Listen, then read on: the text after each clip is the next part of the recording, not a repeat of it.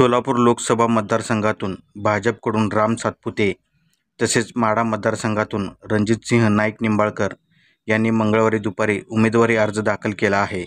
राम सातपुते यांच्यासोबत आमदार सुभाष देशमुख, आमदार विजयकुमार देशमुख, माजी आमदार राजन पाटील, आमदार सचिन कल्याण शेट्टी तसेच रणजितसिंह नाईक निंबाळकर यांच्यासोबत आमदार बबनदादा शिंदे, संजय मामा शिंदे, शिवसेना शिंदे गटाचे आमदार शहाजी बापू पाटील तसेच मान तालुक्याचे आमदार जयकुमार गोरे आदी उपस्थित होते। दोन्ही उमेदवारांच्या प्रचारार्थ उपमुख्यमंत्री देवेंद्र फडणवीस हे सोलापुरात दाखल झाले असून शहरातून रोड शो करण्यात आला।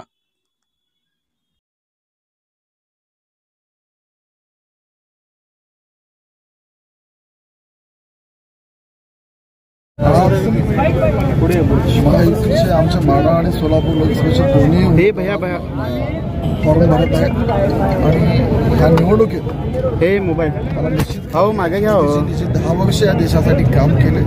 विशेषतः सोलापूर लोकसभेसाठी आणि माढा लोकसभेसाठी जे मोठ्या प्रमाणात निधी ह्या 10 वर्षात मागच्या 65 वर्षात जे मिळालं नाही ते 10 वर्षात जे मिळालं या सगळ्याची नोंद घेऊन जनता पार्टीचे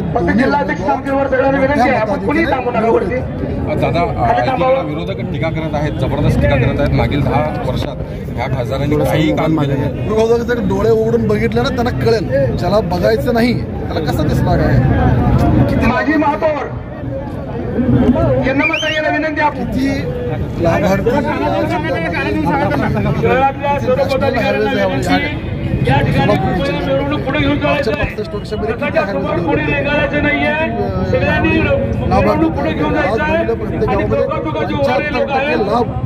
लाभार्थी प्रत्येक गावाला मागच्या 65 वर्षात लाभार्थी हा प्रकार माहिती नव्हता।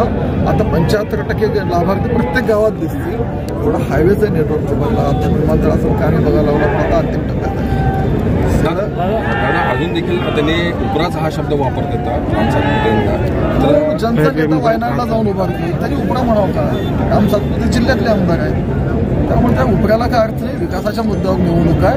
मोदीजीने 10 वर्ष जे कामं केले तुम्ही सांगा ना, मग तुम्ही 65 तुम्ही आज जिल्ह्यात सोलापूरचे होता, तुम्ही एवढं सगळं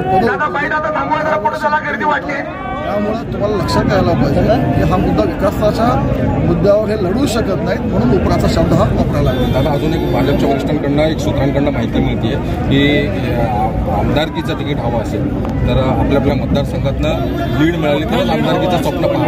तर अक्कलकोट विधानसभा मतदारसंघात कृपया रथावरती यावं, आमदार विजयकुमार देशमुख यांनी वर यावं, त्याचबरोबर सुभाष देशमुख यांनी वर यावं। अक्कलकोटची तर अक्कलकोटमधनं कसं लीड मिळेल? लिंगायत समाज तरी कुठल्याही आमदाराला असं कुठं सांगितलं नाही गेलं नाही तिकीट मिळवायचं तर तुम्ही लीड घ्या, पण मोदीजींचं नेतृत्व, देवेंद्रजींचं नेतृत्व, जनतेचे कामं करून जनतेच्या समोर ठेवलं। मागच्या निवडणुकीत 2 निवडणुकीत जे मताधिक्य मिळालं त्याचा एक पेक्षा मोठा मताधिक्य घ्यावं आमचं।